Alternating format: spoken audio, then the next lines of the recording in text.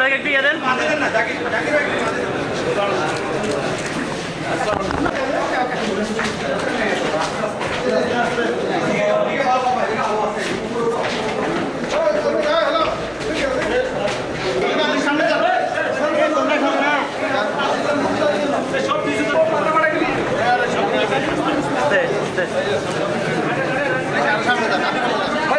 বিজ্ঞ আদালত রিমান্ড আমাদের বিস্তারিত আলোচনার পরে রিমান্ড মঞ্জুর করছেন 3 দিন এবং সেখানে সুনির্দিষ্ট করে বলা হয়েছে, অর্থাৎ যদি মহামান্য হাইকোর্টের রিমান্ড বিষয়ক যদি কোনো রুলিং আছে, সেই রুলিংয়ের যদি কোনো নীতি অমান্য করে এবং তাকে রিমান্ডে নেওয়ার আগে মেডিকেল চেক আপ এবং রিমান্ডের পরে মেডিকেল চেক আপ দুটোটার এভিডেন্স দেওয়ার পরে যদি কোনো ধরনের যদি রিমান্ডে তাকে টর্চার করা হয়, কোনো ধরনের তাকে যদি আঘাত করা হয়, এরকম যদি প্রমাণিত হয়, সেই আয়ুর বিরুদ্ধে কী করা হবে, তার বিরুদ্ধে অ্যাকশন নেওয়া হবে, লিগ্যাল অ্যাকশন নেওয়া হবে।